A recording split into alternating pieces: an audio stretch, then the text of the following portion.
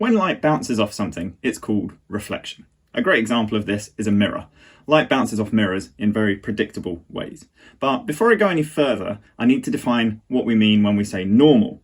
And it's not what you think. In physics and geometry, the normal line is just any line at right angles to a surface. So for example, if I've got this mirror here, then the normal line is any line at 90 degrees to that surface. So I could draw this, or I could draw this. It can be anywhere on the mirror as long as it's at 90 degrees to the surface. Okay, so let's get back to our idea of reflection. Well, the incoming light beam is called the incident ray, and the reflected beam is called the reflected ray. Now, the angle between the incident ray and the normal is always going to be the same as the reflected angle. The angle of incidence equals the angle of reflection. Okay. Now, refraction is a little bit more complicated. If we have two materials, light will bend as it goes between the two. And the way it bends depends on something called the optical density of both materials. If the light is going from a material with lower optical density into a material with higher optical density, it will bend towards the normal. It will refract towards the normal like this. The angle of refraction here is smaller than the angle of incidence. So an example of this could be going from air into glass.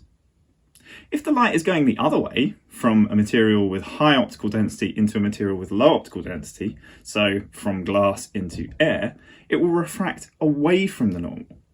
Now the angle of refraction is bigger than the angle of incidence. But notice that these two pictures are actually the same. The only difference is the direction that the light is going in. So you can remember that the angle is always going to be smaller in the material with the higher optical density.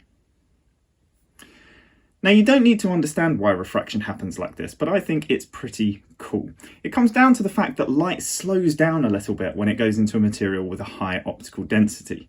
So if we imagine a thick beam like this, incident on a material with a high optical density, you can see that one side of the beam goes into the material before the other side.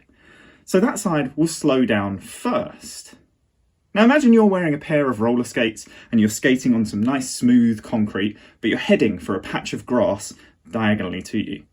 One roller skate will go onto the grass first, and that will slow down, and that will cause your path to kind of turn towards the grass until the other foot gets on it, and then you'll go straight again. That's exactly what's going on with the beam of light in the refraction example. One side of the beam is slowing down first, causing the beam to sort of bend towards the surface a little bit.